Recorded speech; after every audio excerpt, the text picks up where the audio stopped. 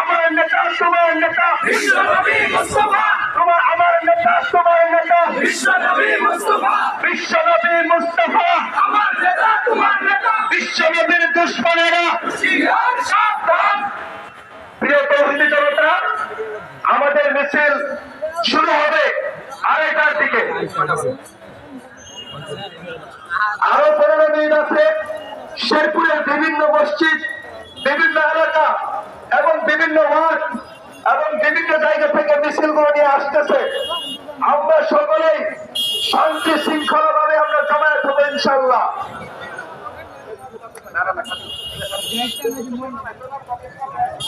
আমাদের সকলের জন্য জায়গা করা আছে, আমরা সেই জায়গাগুলোতে দাঁড়িয়ে যাবো ইনশাআল্লাহ। কেউ বিশৃঙ্খলা করবো না। আর আমরা দেখতে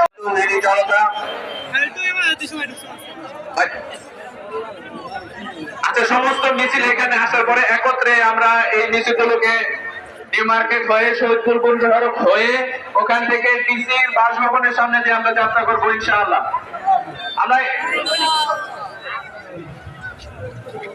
আমরা খেয়াল রাখবো যাতে আমাদের দ্বারা অন্য কোনো ভাই কোনো কষ্ট না পায়, এটা আমরা খেয়াল রাখবো।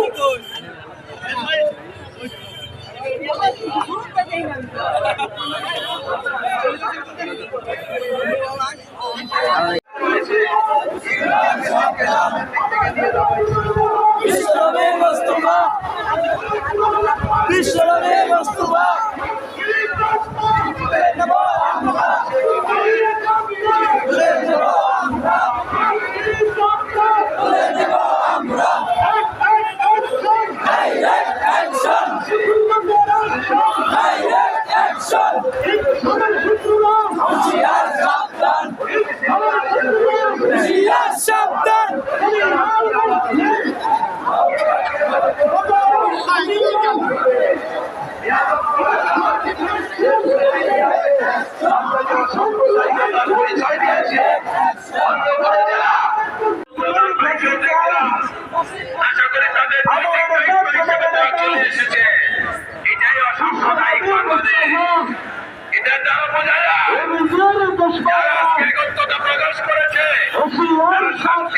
তারা বিশৃঙ্খলা চায় না।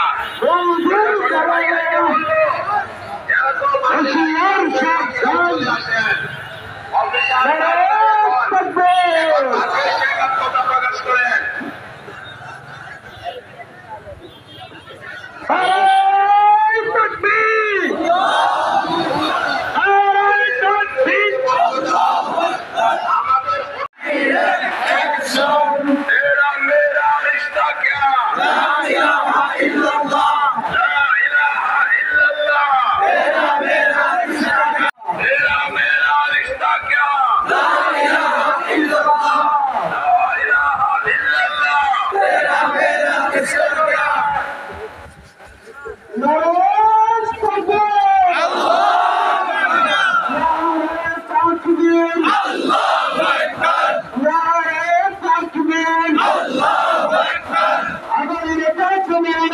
বিশ্বনবী মুস্তাফা, বিশ্বনবী মুস্তাফা আমার নেতা তোমার নেতা, আমার নেতা তোমার নেতা, বিশ্বনবী মুস্তাফা, বিশ্বনবী রহমান হইবে না রে মুসলমান, হইবে না রে মুসলমান, বিশ্বনবী রহমান, বিশ্বনবী রহমান হইবে না রে মুসলমান।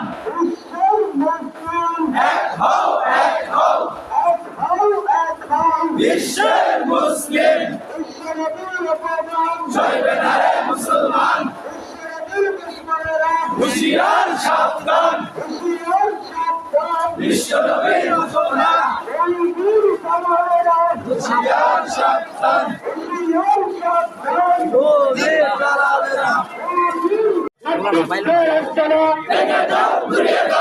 বিশ্বের মুসলিম এক হও এক হও এক হও বিশ্বের মুসলিম, বদরের হাতিয়ার গর্জে উঠো আরেকবার, গর্জে উঠো আরেকবার বদরের হাতিয়ার, বিশ্বনবী রহমান চলবে না রে মুসলমান, চলবে না রে মুসলমান, বিশ্বনবীর রহমান, শান্তির কালে কালে জুতা মারো কালে কালে, জুতা মারো কালে কালে, রামগীরের গালে গালে, করতেই হবে করতেই হবে, আল্লাহ ইয়ে কথা হল এই পর্যায়ে আমরা সকল বক্তাদেরকে দৃষ্টি আকর্ষণ করব, মাত্র 2 মিনিট কথা বলবেন, ইনশাল্লাহ 2 মিনিট কথা বলবেন। এই পর্যায়ে আমাদের মাঝে মঞ্চে বক্তব্য নিয়ে আসছেন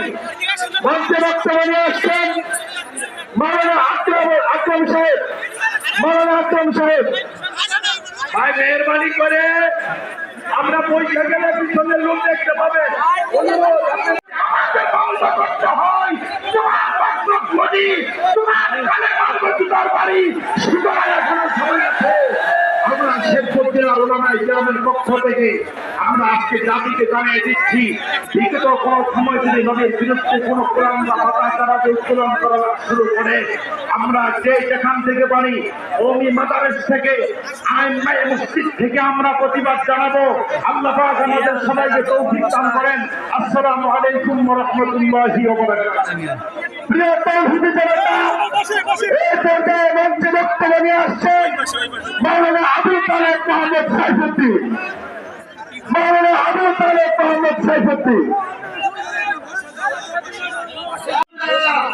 বাংলাদেশের মুসলমান বসে থাকি,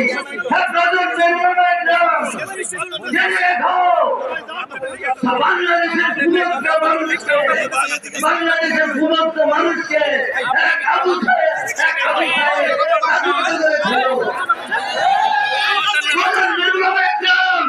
তোমরা প্রস্তুত হও, ওই ব্যক্তিগত আমাদের থাকবো সেই আমাদেরকে দুনিয়া থেকে বিদায় করার জন্য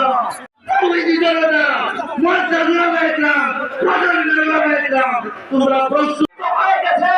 আমরা অক্ষতা করতে আর দেরি করবো না ইনশাআল্লাহ। আমরা আগামী 8 তারিখে মিটিং নিয়েছি, 14 তারিখে সিরাত মাহফিলের আয়োজন করেছি, 15 তারিখের অবরোধ ঘোষণা করেছি।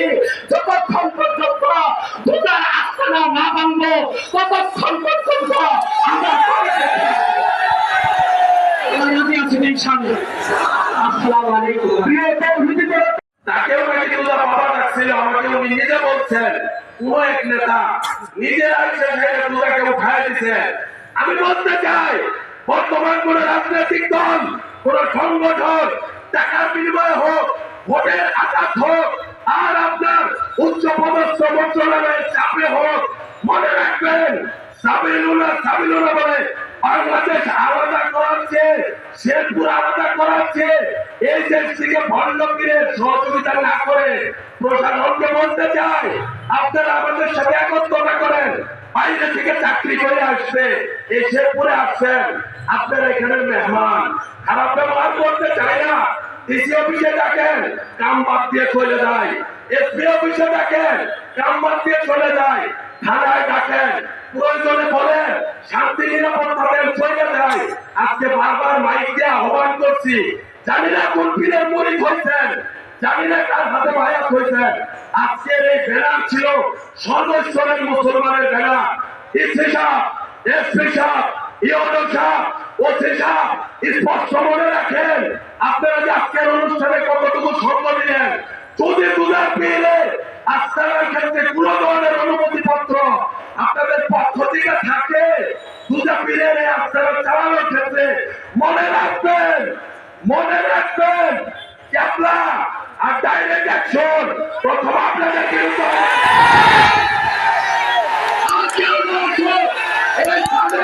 রক্ত দেব ইনশাআল্লাহ।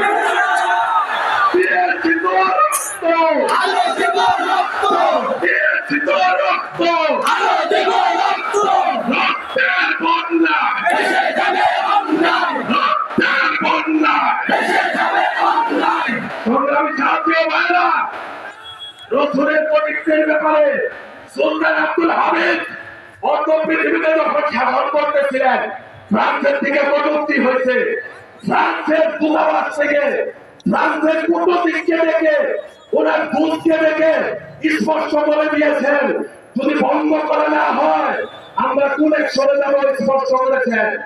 আমার সরকার বর্তমানে প্রফেসর ইউনূস সাহেব হুজুর আপনাকে সম্মান করেছে, অনেকে সুন্দর করেছে, হুজুররা বলছে দেশ ঠিকভাবে চালানোর আপত্তি নাই। মনে রাখবেন ইউনূস সরকারের লোকজন আপনাদেরকে স্পষ্ট করতেছি, আপনাদেরকে পরিষ্কার ভাষায় বলে দিতে চাই, কোন ইসলামিক কার্যকলাপ যদি হয় মনে রাখবেন, এই আগস্ট, এই জুলাই বাংলার মানুষ অস্ত্র জমা দিয়েছে, ট্রেনিং জমা দেয় না। মনে রাখবেন, এই বাংলার ইতিহাস আছে, ব্রিটিশদের বিরুদ্ধে যেভাবে এদেরকে বিদায় করেছে, আমরা আপনি যদি আমেরিকা বা ব্রিটিশের সাথে লিয়াজু করেন, মনে রাখবেন এয়ারপোর্টের ওপারে জায়গা হয়ে হবে না ইনশাআল্লাহ। সমন্বয়কদেরকে বলবো, কালেমা পড়ে মুসলমান হয়েছেন, সংগঠন করেন, ভালো কথা। আজকে এখানে অনেকের ফোন আসছে, আমাকে জানাইতেছে, ভাই আপনারা কোন ব্যানারে করবেন? কোন ব্যানার নাই, সমগ্র তৌহিদি জনতার ব্যানার। এখানে সব ধর্মের ইসলামের ভিতরের মুরব্বীরা হাজির হয়েছে। আমরা চেষ্টা করব সবাইকে বক্তৃতা দেওয়ার জন্য, আমাকে ফোর্স করবেন না। এখানে বড় বড় মুরব্বীরা আছে, আমি বক্তৃতা দেওয়ার কথা ছিল না, আমি অনুরোধ করছি, গলা ভেঙে গেছে, ছোট মানুষ বক্তৃতা দিব না, ওনারা অনুরোধ করছেন, আমাকে ফোর্স করবেন না। খোদার কসম করে বলতেছি, কোন উদ্দেশ্য নিয়ে না। আমার বাবা রাজনীতিবিদ, আমি রাজনীতিতে যাই নাই। স্পষ্ট বলে দিব আপনাদেরকে, রাজনীতিতে আজকে যারা ব্যানার উঠাইতেছেন তাদের বাবারা শেরপুর শহরে যেমন সুনাম ধন্য, আমার বাবার কোমর সুনাম ধন্য নেতাই এলাকায় ছিলেন। আমি কোন রাজনীতিতে যোগ দেই নাই, ইসলামের খবর নিয়ে এসেছি, কোন সংগঠনের ইচ্ছা নাই। যদি স্পষ্ট বলতে চাই, যদি কোন ধরনের অনিসলামিক কার্যকলাপ কোন ইসলামী সংগঠন করে, তাদেরকে আমরা ছাড় দিব না। আপনারা থাকবেন সরকারি ভাই বন্ধুরা, বক্তৃতা লম্বা হলে টেনশন হবেন না, পরিষ্কার হন। ভারতের যে কটূক্তি হয়েছে, অনেকে জানে না কি কটূক্তি করছে। পয়েন্টটা হচ্ছে ওনাদের আঞ্চলিক ভাষা। এরপরে ট্রান্সলেট করে এক ভাই আমাকে পাঠাইছে, উনি বক্তৃতা দিতেছেন, প্রত্যেক মানুষের আদর্শ থাকে। ইসলামের আদর্শ মোহাম্মদ, তোর গুরু তো পড়তে পারে না। ইসলামের আদর্শ মোহাম্মদ, ঠান্ডা মাথায় বলছে, কোন পাগল ছাগল না, গরম মাথা না, ঠান্ডা মাথায় বলছে ইসলামের আদর্শ কি? মোহাম্মদ। মোহাম্মদ 50 বছর বয়সী লোক হয়ে 6 বয়সের মেয়েকে বিয়ে করেছে, রঙিলা করে। বলে দেখেন, কারো বাপের ব্যাপারে যদি এই কথা বলা হয়তো উনি কি ঘরে বসে রাখতেন? আপনারা স্পষ্ট করে বলতে চাই, ইউনূস সরকার এই দেশে ইন্ডিয়া যে পরিমাণ ভিসা বা দূতাবাস বানাইছেন, অবিলম্বে এগুলো বন্ধ করে আমাদের দিলে আর ইন্ডিয়ার পণ্য কত কষ্টই হোক আজকের দিকে কিনবো না। ইমানের পরিচয় দিয়ে হাত তুলে ইনশাআল্লাহ। ইসরায়েলের পণ্য বয়কট করার কারণে তাদের কারেন্সি ডাউন হয়েছে, পুরা বিশ্ব একাত্মতা করে ইসরায়েলকে হতাহত করতেছে। আমরা পারি কিনা? ইন্ডিয়ান না, আমাদের এই এলাকাতে থাকবে না। অখণ্ড বাংলাদেশ আমরা করে তুলবো ইনশাআল্লাহ। ফরিদপুর, সিকিম, সেভেন সিস্টার না, শুধু পশ্চিম বাংলা আওয়াজ উঠুক, এখান থেকে আওয়াজ উঠুক। প্রফেসর ইউনূস বিদেশ থেকে আপনি যেটা বলেছেন, বাংলাদেশের দিকে চোখ তুললে সেভেন সিস্টার থাকবে না, এটা আমাদের এই বক্তব্য কিনা নাকি আসলে আপনি চান? এটা স্পষ্ট করে আমাদের এই জনতাকে আবার জাগিয়ে তুলুন। ইনশাআল্লাহ সেভেন সিস্টার অখণ্ড বাংলায় পরিণত হবে। কোন ইসলামিক দল, কোন রাজনৈতিক দল সরকারের সাথে আঘাত করেন, মনে রাখবেন আওয়ামী সরকারের 5 তারিখে যে পরিণত হয়েছে, প্রত্যেক রাজনৈতিক দলকে বলবো, জনগণ আপনাদের কেউ চিনে, মনে রাখেন আপনাদের কাউকে এই মাটি একদম মাটির সাথে মিশিয়ে দেবে। অনেকে হাত তুলে না, রাজনীতি করেন নাকি ইমানের পরিচয় দেন? Mera, रिश्ता क्या? मेरा रिश्ता क्या? একটি মহোদয়কে আমি হাত দিয়ে নিয়ে এসেছি, বলেছি সাম্প্রদায়িক করেন, হিন্দুদের মণ্ডপে যান, জিএ জাতির চাঁদে যান, বৌদ্ধদের বেকনায় যান। আজকের এই জনসভা আহ্বান করতাম, আপনাকে উপস্থিত হলেন না, দেখা হবে শেরপুরের মাটিতে। পুলিশ ভাইদেরকে বলবো, ইমান বাঁচান, চাকরি অর্জন করে তো দেখছেন। যদি এই এসপি সকল না হয়, যদি এমপি সকল না হয়, শ্যামপুরের মাঠে অনুতপ্ত হবে। আমার মাথায় আগত হয়েছে।